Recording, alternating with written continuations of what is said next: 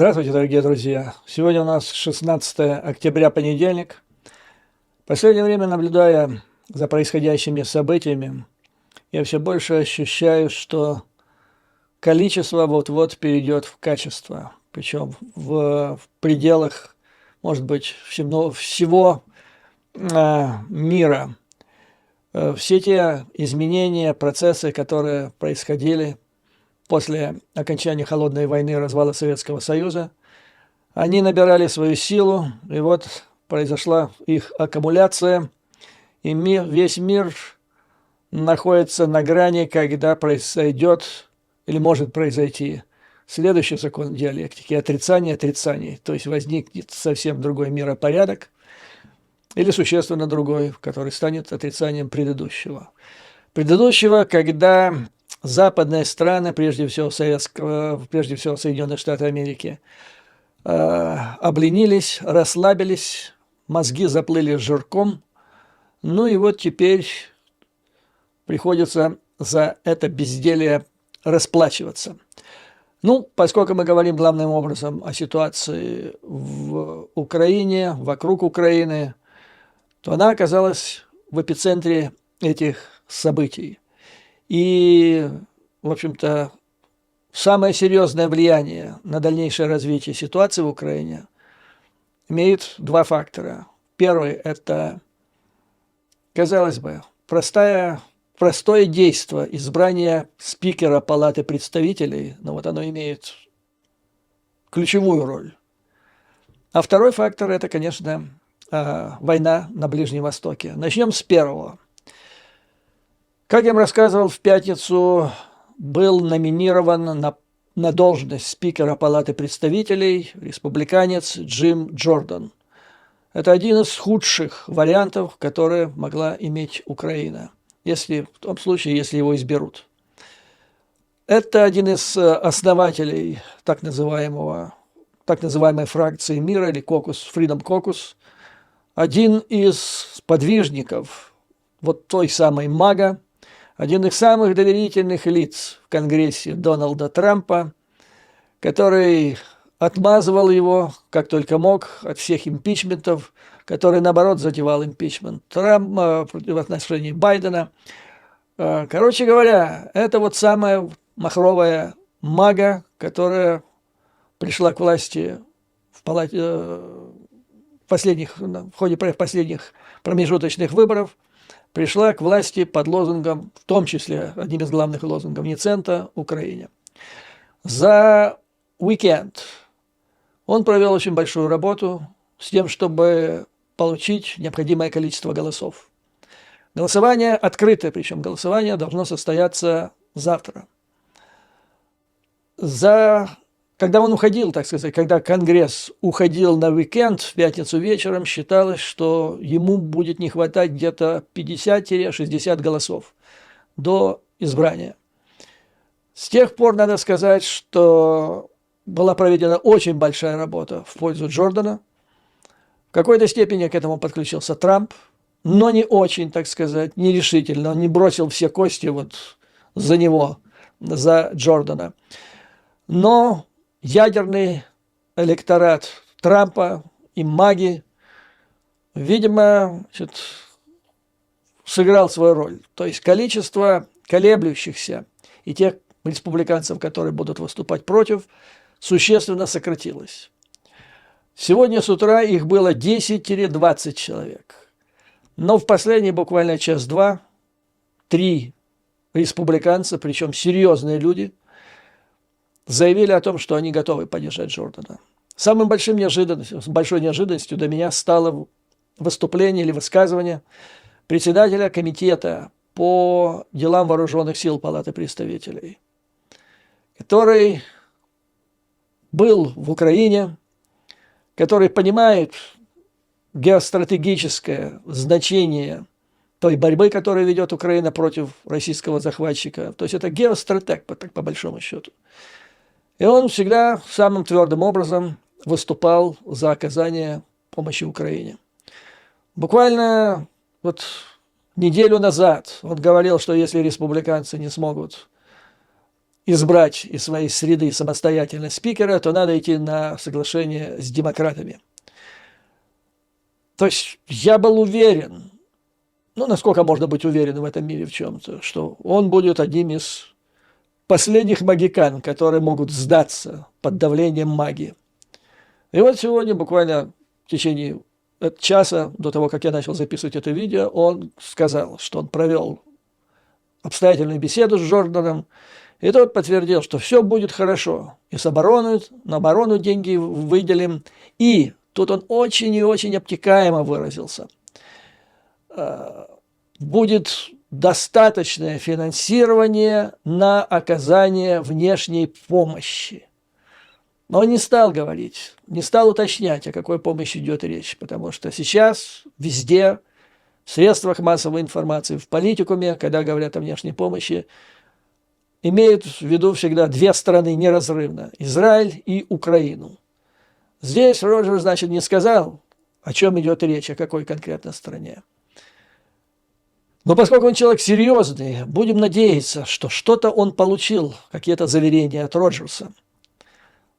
Поскольку иначе это серьезное отличие от клоуна в магии, это действительно серьезный человек. Но надо сказать, что даже это не решает успех и не предопределяет выбор Джордана. Поскольку ему достаточно, чтобы 5 человек, 5 республиканцев проголосовали против него, и все, он пролетает.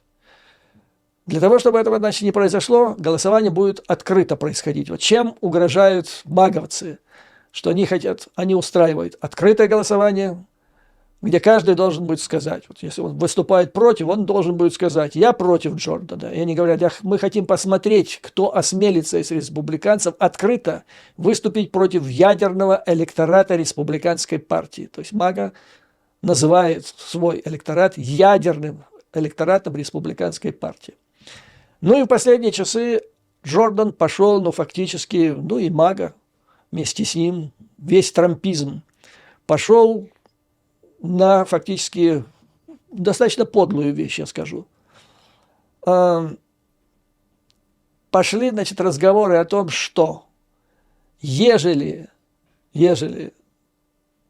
демократы и так называемые рейганисты-республиканцы хотят получить помощь для Израиля, они должны проголосовать за Джордана, иначе будет вот этот бардак тянуться бесконечно, и даже Израиль не получит ни копейки. К ним подключился, к ближайшим сподвижникам в Конгрессе Джордана, подключился и Ханнити, есть такой обозреватель, один из ведущих Fox News, ближайший друг Трампа, ближайший друг Такера Карлсона, в общем, один из самых таких махровых, который разослал, пользуясь тем, что он считается близким к Трампу, он разослал электронные письма колеблющимся конгрессменам-республиканцам, в которых призвал их голосовать за Джима Джордана, потому что, видите ли, как можно скорее, время не ждет, необходимо предоставлять помощь Израилю. Про Украину речь не идет. Одновременно достаточно активные действия предпринимали демократы. Буквально вчера шли разговоры уже о том, что отчаявшиеся республиканцы, которые не видят возможности избрания Джордана, считают, что если его во вторник не изберут, надо заканчивать попытки выбрать спикера только голосами республиканцев, надо идти на какой-то союз с демократами и дальше действовать на двупартийной основе. Это был бы идеальный, просто идеальный вариант. И лидер демократического меньшинства Хаким Джеффрис в Палате представителей сообщил вчера, что руководство Демпартии в Палате ведет переговоры с республиканцами с целью формирования, этого двупартийного большинства, которое позволит выбрать спикера. Ждать осталось недолго. Завтра это голосование должно произойти. И дальше посмотрим, как будут развиваться события. Я должен сказать, что какие-то изменения в положительную для Украины сторону в Палате представителей происходят даже среди республиканцев. Но я не имею в виду совершенно отмороженных, таких как Матт Гейтс, который провалил, фактически снял с должности предыдущего спикера Маккарти, или там, его подружка, я в кавычках имею в виду, Тейлор Грин.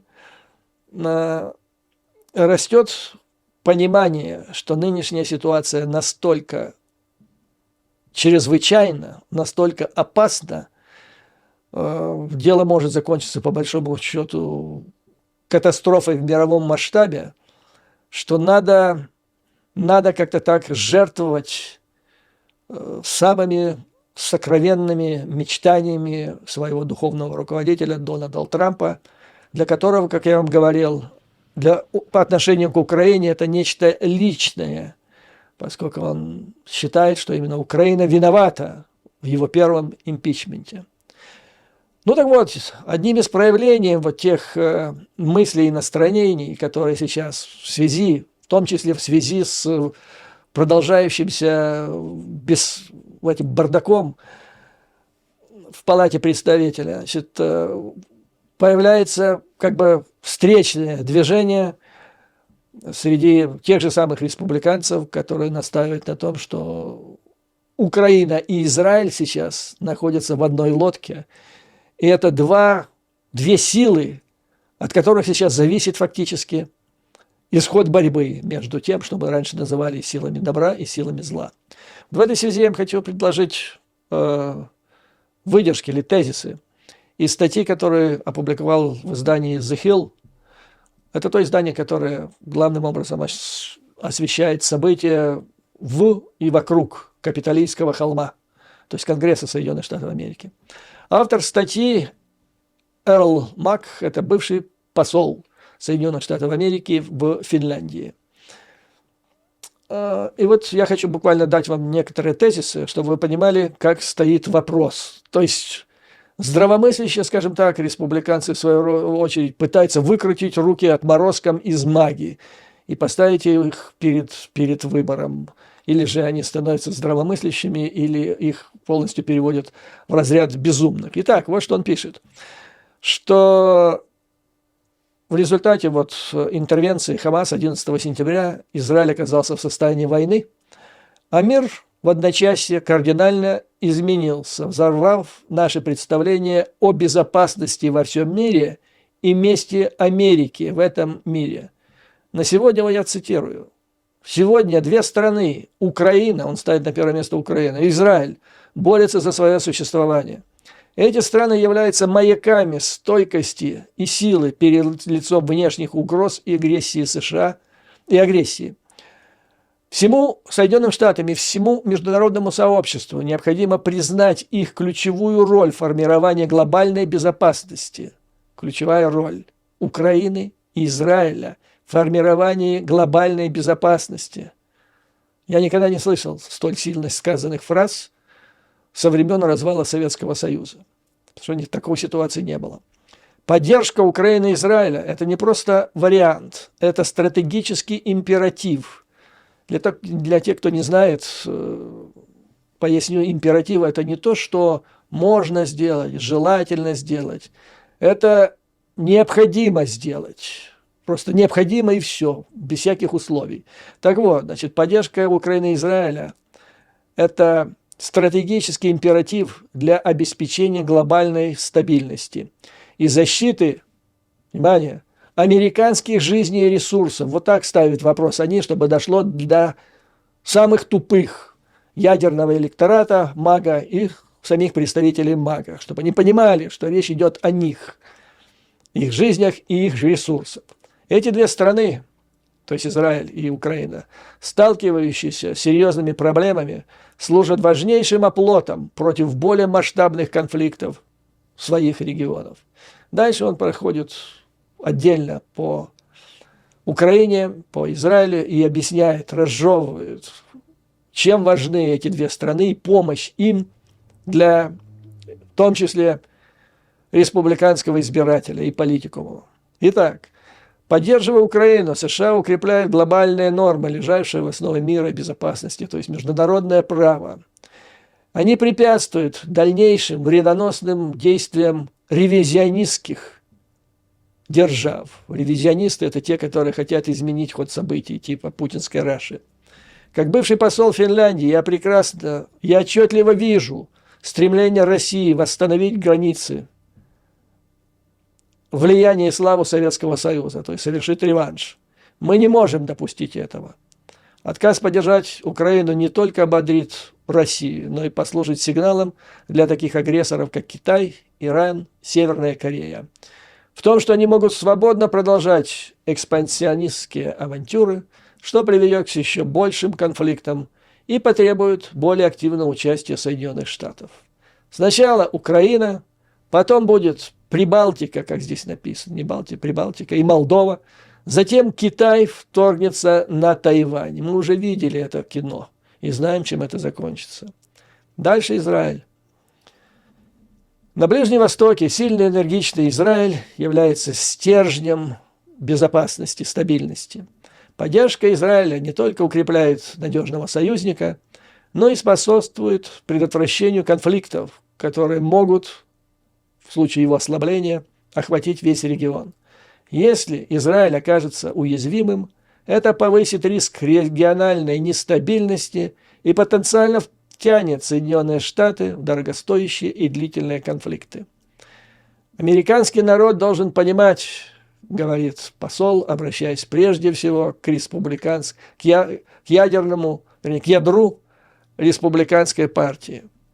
Народ этот должен понять, что, поддерживая Украину и Израиль, США вкладывают средства в предотвращение худшего развития событий, сохраняя тем самым американские ресурсы и ослабляя наших противников без риска для жизни американских военных. Ну, совсем уже просто, чтобы было понятно даже идиоту. Это не только наш моральный долг, но и практический выбор в пользу защиты американских интересов и поддержания мира во всем мире. Наши усилия ослабляют Россию, сдерживают Китай и истощают ресурсы Ирана. Альтернативный курс, продолжает посол, прямое американское вмешательство служит мрачным напоминанием об исторических уроках. В настоящее время Америка ограничивает свое участие, как он пишет здесь, в конфликтах этих, то есть в Украине и на Ближнем Востоке, финансовой поддержкой, поставкой оружия, обменом разведданными и демонстрацией военной мощи. То есть так, без особых затрат.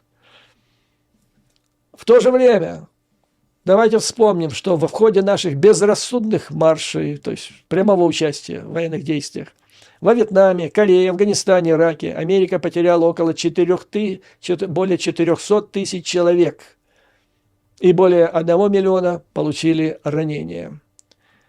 Если мы теперь окажемся втянутыми в более широкий конфликт, то заплатим за это кровью наших молодых мужчин и женщин.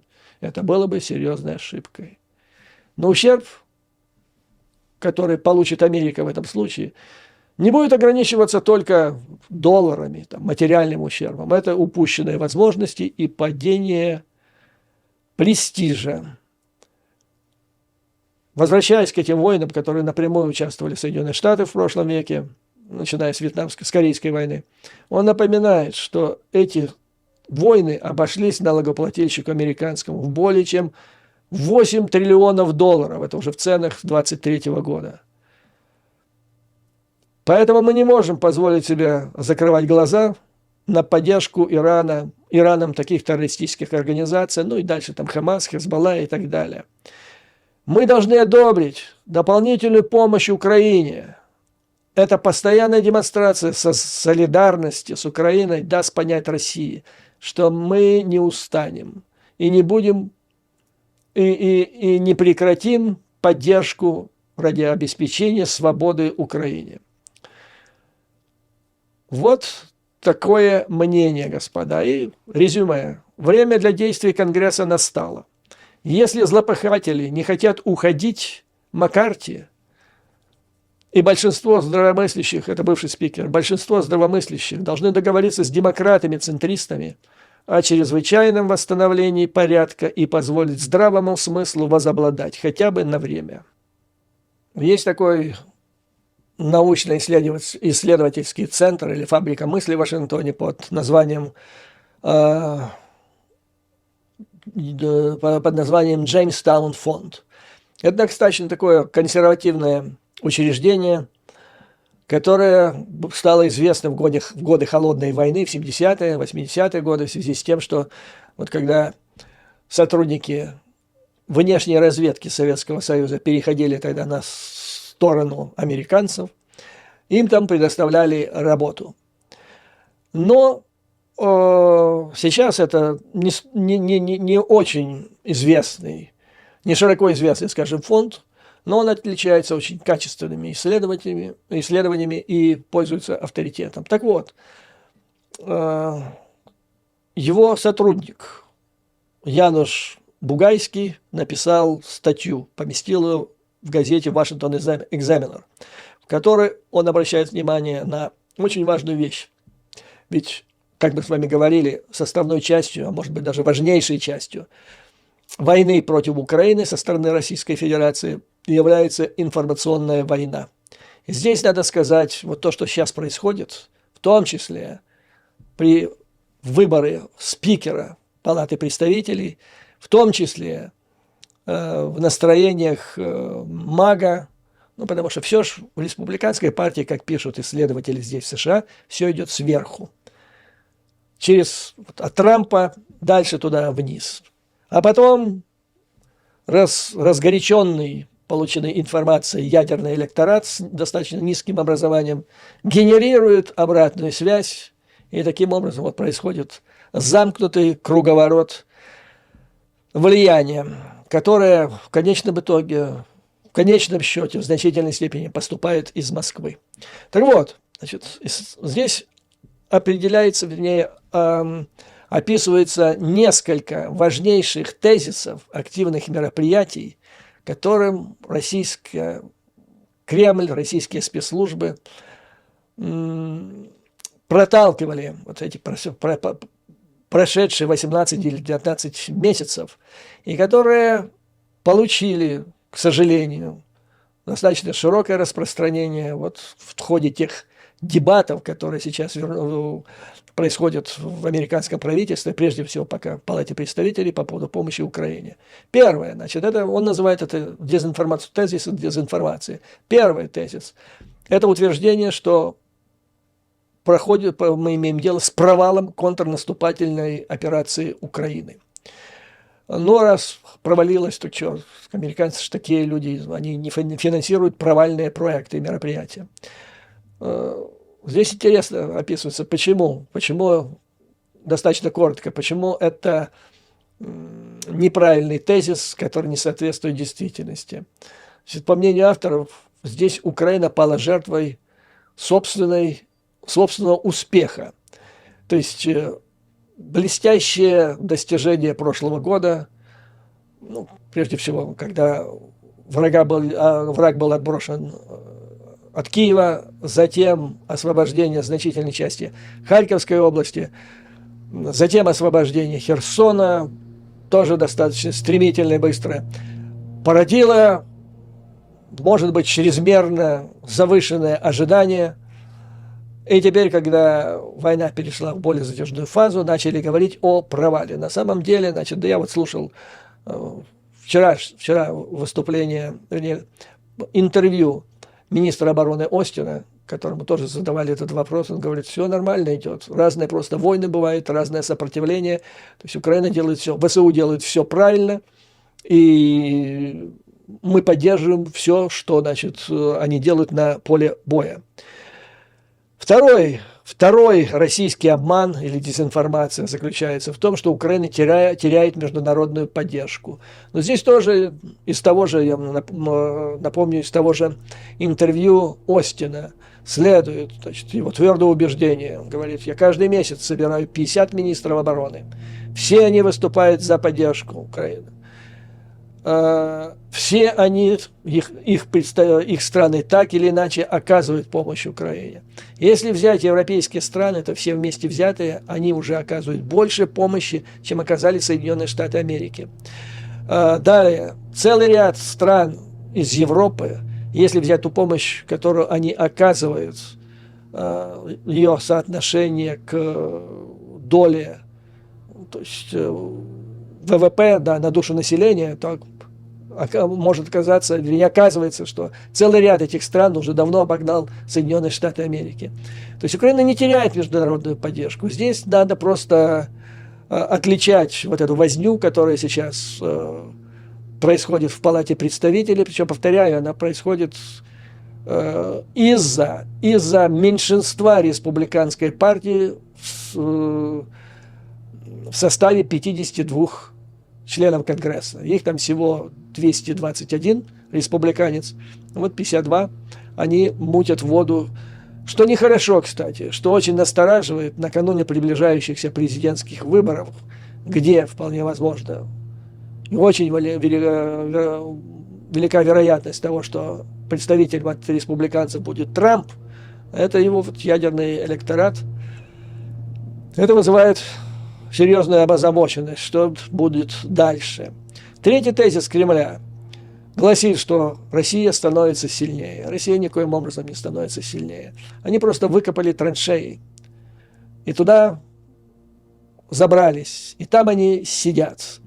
И как только они оттуда вылазят, оказывается, что Россия, как она была, ее вооруженные силы, так они и остались.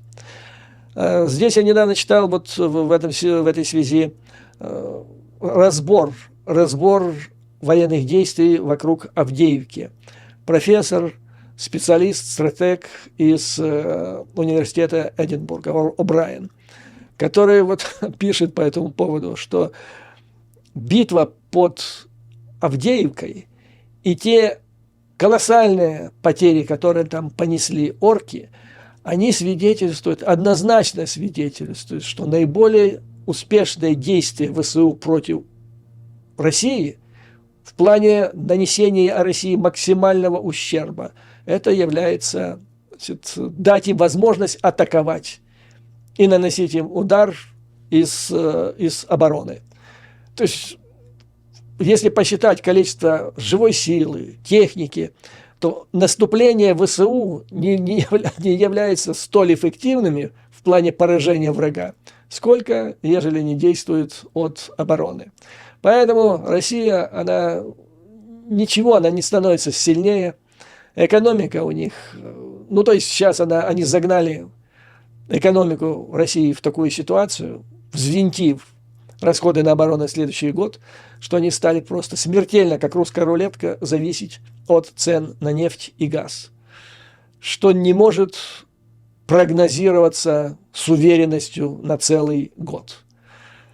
Дальше, значит, что получилось? Что Россия сумела сделать? Вот ее основные направления, на что они воздействовали и, видимо, в какой-то степени добились успеха. Распространяя эти тезисы, они представляли, то есть Кремль представлял Россию как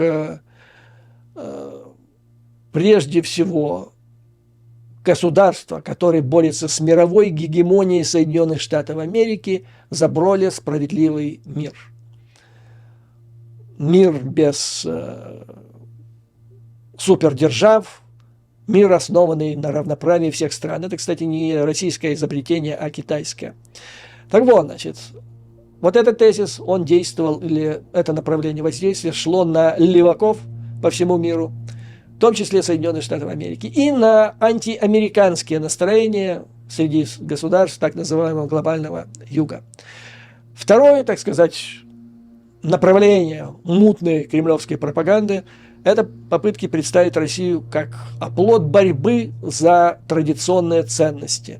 Но тут уже смеху подобно, уж кого-кого представлять там бойцов за традиционные ценности, но уж никак не Москву, уж никак не Кремль, которые, вот, кого там не возьми, в совокупности их политических деятелей, пропагандистов и так далее, это же Содом и Гоморра. А население повально спивающееся, то ли наркотики, то ли боярышник, вырождающиеся из этого населения. Ну, какие тут борцы? Бойцы за традиционные ценности. К сожалению, никто не работает на этой поляне контрпропаганды. Я уже говорил о том, что то, что произошло, вот фактически это полный провал информационной политики украинского руководства. Полный провал. Потому что в Америке достаточно влиятельная есть вот консервативная часть населения, которые называются евангелистами. В основном туда ходят такие специфические разные протестантские течения. И почему-то они поддерживают вот этих педофилов из Кремля, принимая на веру то, что они выступают за консервативные ценности. Ну вот такая точка зрения. Тем временем на Ближнем Востоке такое впечатление, что мир застыл перед первым выстрелом, который, как выстрел «Авроры», положит начало вторжению армии Израиля на территорию сектора Газы. Последнее событие. Иран уже заявил, что считает Соединенные Штаты прямым образом вовлеченными в эту войну. Уже сыпятся угрозы со стороны Хезболлы из Ливана. Обстрелы происходят уже некоторые оттуда. Проиранские силы, которые расположены в Сирии, тоже обстреливают территорию Израиля. Но пока это так. То есть они стреляют очень хитро, чтобы не носить большого ущерба. И вообще лучше не носить ущерба, тем более живой силе. Но угрозы поступают, что если Соединенные Штаты, то есть если Израиль начнет эту операцию, то Иран чуть ли не вступит в войну. Надо сказать, что страсти накаляются. Вот буквально где-то часа 3 назад мне позвонил мой приятель из Лондона, который сообщил, что он только что по радио 4, BBC, слушал выступление посла Израиля в Лондоне, который сказал, что мы превратим сектор Газа в Дрезден. Ну, вы понимаете, имеется в виду бомбардировка Дрездена во время Второй мировой войны. То есть страсти накаляются. Это заявление вполне вероятно подольет масло в огонь антиизраильским протестам в Европе, на Ближнем Востоке, что никак не поможет Израилю. С другой стороны, в Израиле, как я смотрю через СМИ, через социальные сети, в Израиле то, что произошло, вот они описывают один из кибуц, в который ворвались, один из первых, куда ворвались террористы. Они заходили в каждый дом и расстреливали всех женщин, детей, стариков, которые там находились. То есть этот кибуц и то, что там произошло, это для них то же самое, для израильтян это то же самое, что 11 сентября для американцев, то же самое, что Буча для украинцев. То есть вот эти совершенные злодеяния против вот 3 стран, Соединенные Штаты, Украина, Израиль, они как бы объединяют эти страны и показывают, что они в данном случае на одной стороне баррикад, они в одной лодке. И поэтому, как американцы пылали гневом и страстью отмщения, но их завело это слишком далеко, на 20 лет длилась эта военная операция отмщения, и в результате которой мир стал хуже, я имею в виду прежде всего на Ближнем Востоке, а не лучше. То есть сейчас американская дипломатия пытается как-то так сделать, чтобы не допустить этого, чтобы в результате операции отмщения ситуация не стала гораздо хуже. Как раз этим занимается Тони Блинкен во время своего турне по странам Ближнего Востока, и обозреватели здесь, в Вашингтоне, говорят, что он просто проявляет чудеса дипломатического мастерства. Китай занял пока выжидательную позицию. Вообще, буквально накануне вышла достаточно такая, я бы сказал, необычная статья в журнале Business Insider, которая звучала примерно так, заголовок, что эпоха Китая закончена. То есть смысл, что конец экономическому процветанию, все рухнуло там и так далее. Это один источник. Значит, другой источник, более взвешенный, я бы сказал, академический источник, из американских средств массовой информации, там говорится о том, что у Китая есть возможности расширить свое экономическое влияние на ближневосточном регионе, добавив сюда еще рост политического и дипломатического влияния. Но пока китайцы никоим образом не пытаются это сделать. То есть на настоящий момент дипломатическое лидерство однозначно у Соединенных Штатов. Военное – то же самое. Политическая активность – то же самое. То есть китайцы пока туда не лезут. Правда, предстоит визит на этой неделе, если не ошибаюсь, Путина в Пекин, если он все-таки состоится. И бледная моль кремлевская не забоится в последний момент это сделать.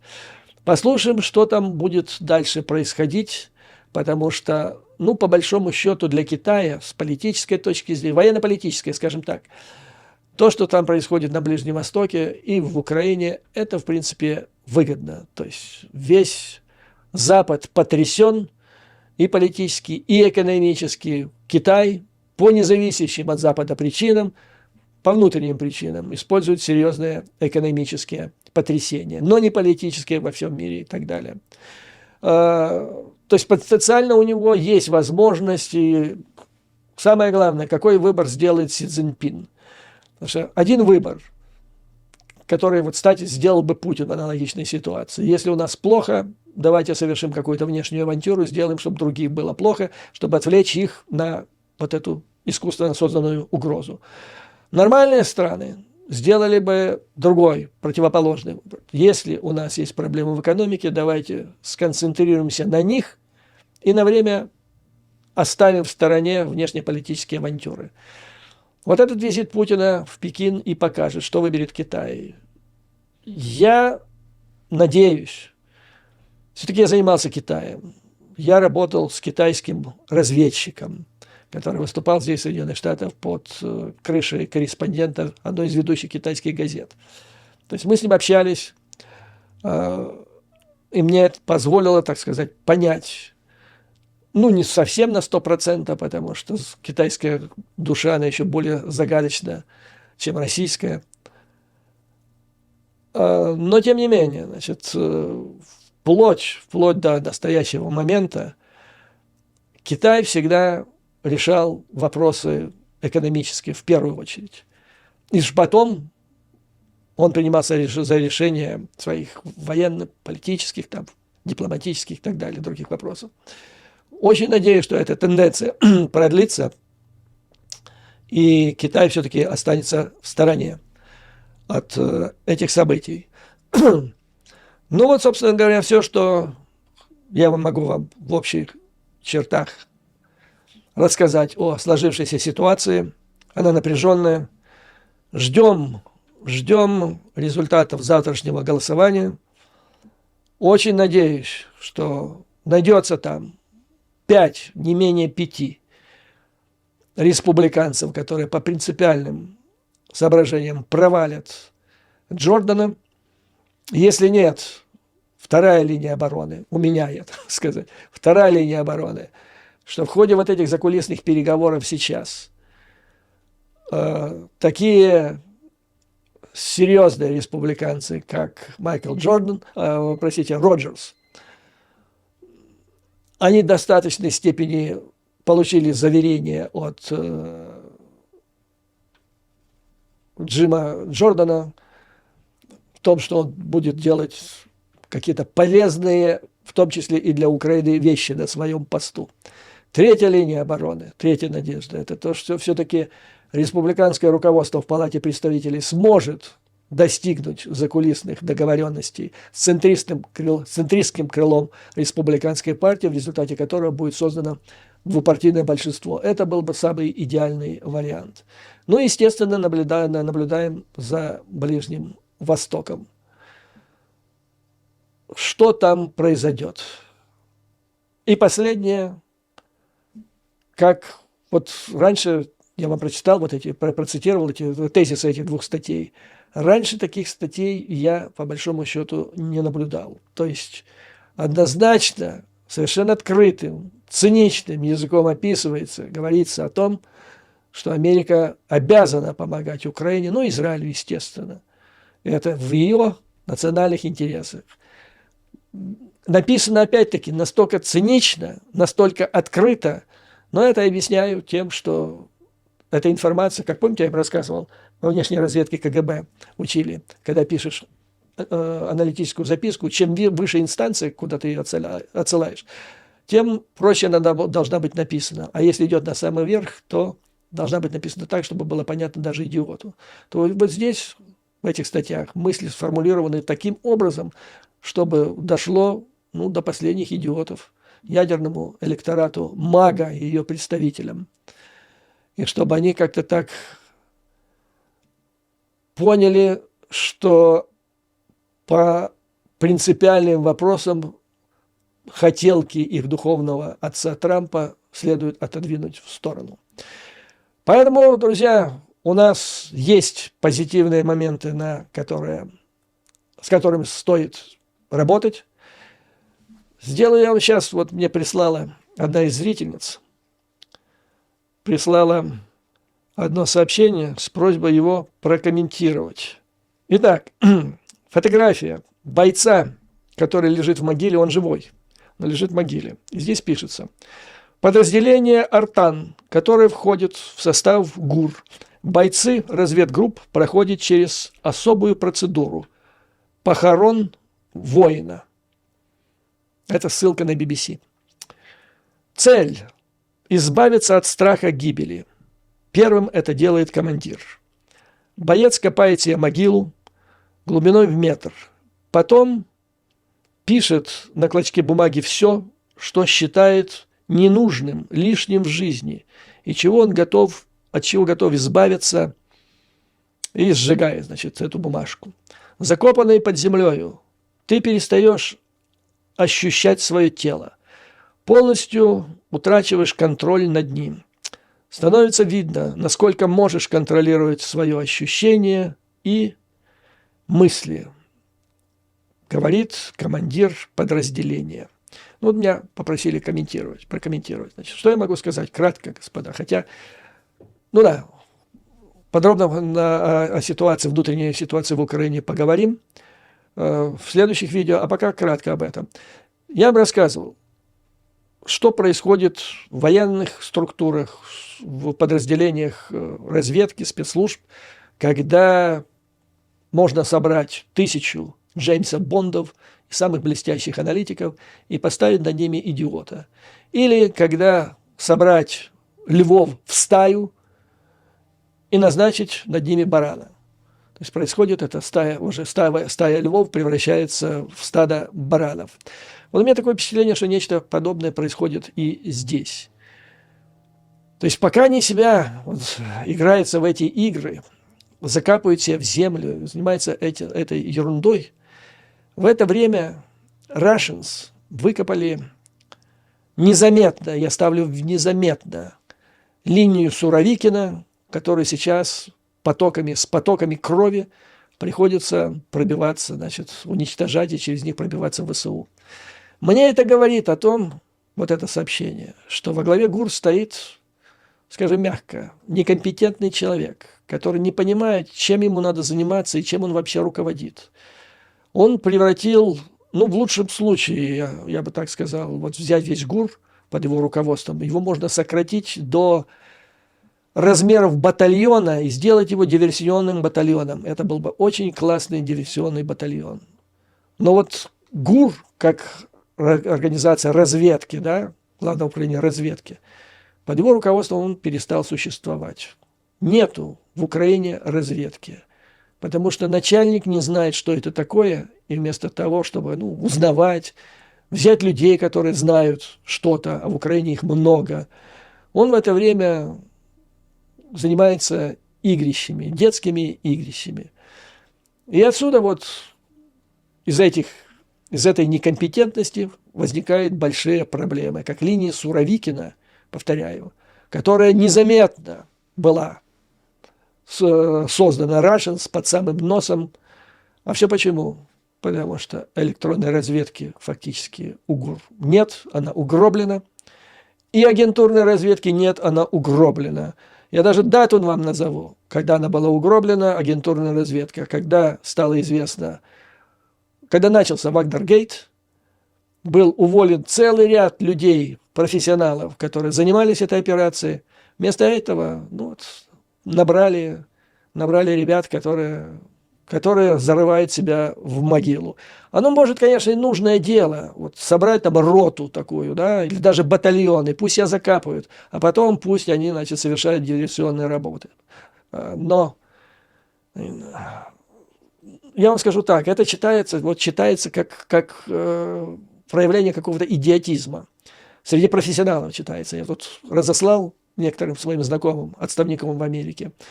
Они пришли в неописуемое удивление. И все это, к сожалению, является отражением более широкой картины. То есть повальной непрофессиональностью государственного аппарата при этой власти, нынешней власти, который, пожалуй, является самым непрофессиональным за все годы независимости Украины. Происходит дебилизация высшего управленческого состава страны. Именно дебилизация, господа. Я имею в виду только высшее руководство. Там внизу, на среднем, на низшем уровне полно профессионалов, которые воют просто от того, на кого и с кем им приходится работать. Второй маленький комментарий. Как вы видите, ситуация очень напряженная, взрывоопасная, которая может пойти туда-сюда. В общем, нужно держать строй. Переломный момент. В Москве это понимают, я вижу это по развитию отдельных событий. В Москве это понимают.